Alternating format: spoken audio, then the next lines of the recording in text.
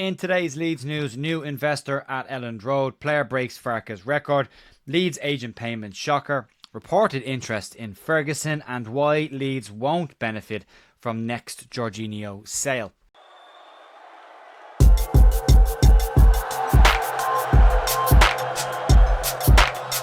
Morning folks, Jay here at The View, Tuesday morning the 15th of April with your Leeds United news. Hope you're all having a good week so far. There's a little bit of stuff to get stuck into, some interesting financial stuff that's popped up yesterday, which we'll get into, as well as some Leeds adjacent stuff. But just a quick reminder, the Leeds Legends game takes place on May 10th in the Carlisle grounds in County Wicklow, the home of Bray Wanderers.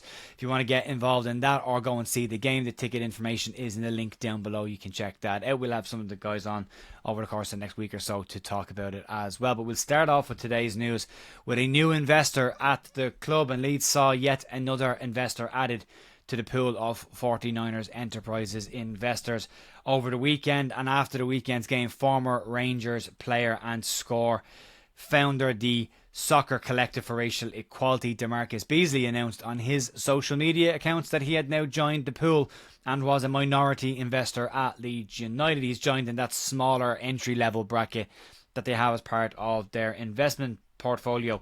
On the announcement, Beasley tweeted the following: "Incredible atmosphere at Elland Road, great performance and 3 points. Good to see my homie Brendan after the match. Truly honoured to be a small part of the Leeds United family." It was a hell of a game to be at, and the atmosphere was incredible. But we welcome Demarcus Beasley to Leeds United along with the rest of them, and welcome to the roller coaster. I hope it's more enjoyable than it's been for a lot of us over the last 20 years, so fingers crossed there. Let's move on. Let's talk about a player that's broken a long-standing Daniel Farke record, and probably one of my favourite players over the last 2 seasons, and personally I think he's in the mix for player of the year, and that is centre-back Joe Rodon. Rodon, this season, his performances have kicked up some impressive statistics, and the latest one shared by LUFC Data on Twitter is a really interesting one to look at.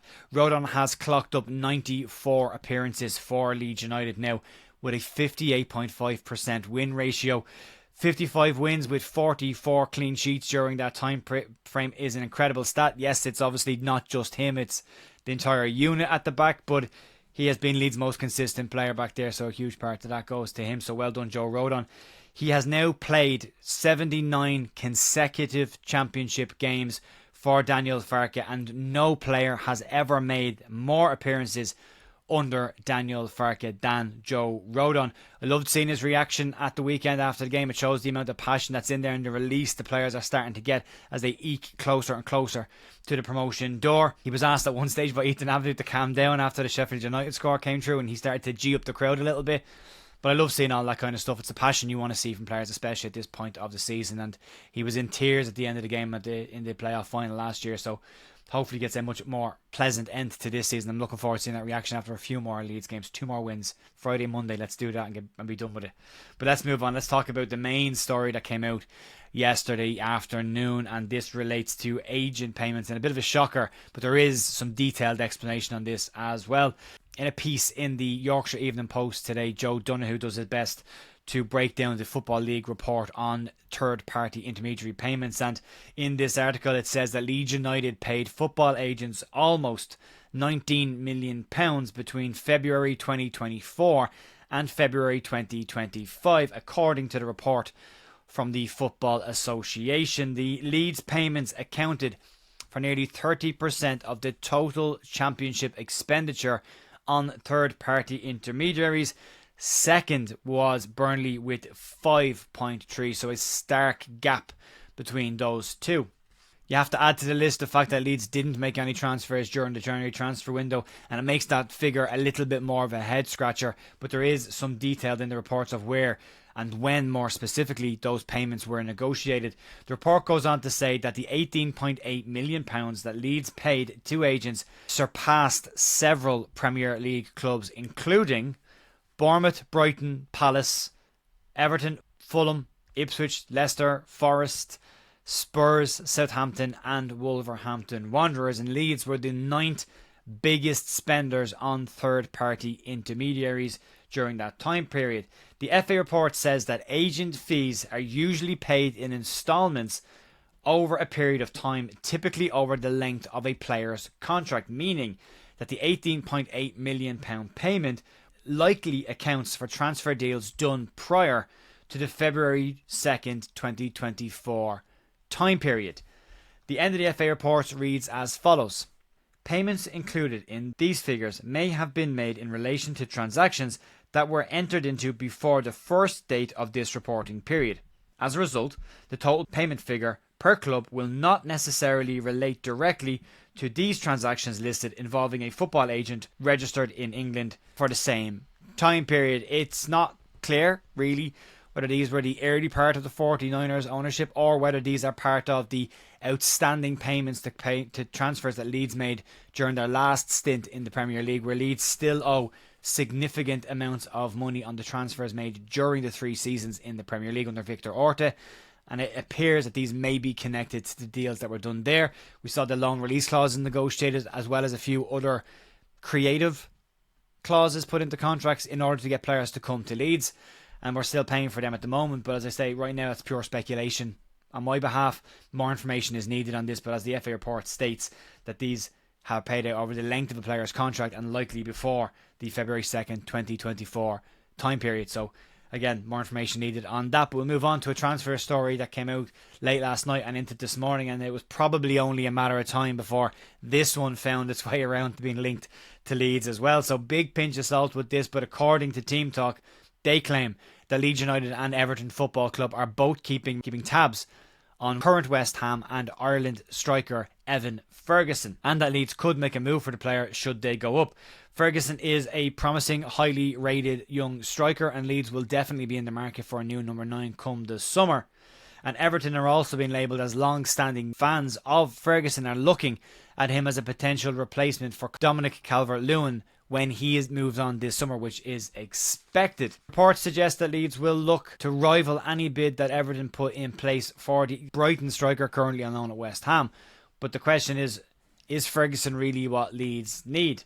Leeds have an exciting young striker with bags of potential in Mateo Joseph, although he hasn't really hit those heights just yet, but he's young and has time. As well as another younger striker again in Harry Gray that Leeds will want to see come through the ranks in the recent years. Ferguson, for me, falls into this bracket as well.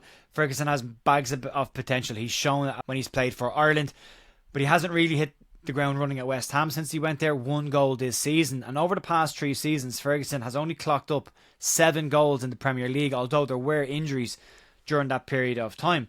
As I say, the potential is definitely there and he has shown it in the past, but do Leeds take a risk on a young promising striker, or do they need to go and get somebody who can be slightly more established in the Premier League? The issue with that is getting an established number 9 in the Premier League isn't easy, and quite a lot of Premier League clubs are already trying to do that as well. So you might be left with very experienced on the tail end of the career or promising potential at the beginning of the career. But would love to know everyone's thoughts on that one. It is the question of the day. Should Leeds look at a young player like Evan Ferguson or go for a more established player at Premier League level? Let me know down below.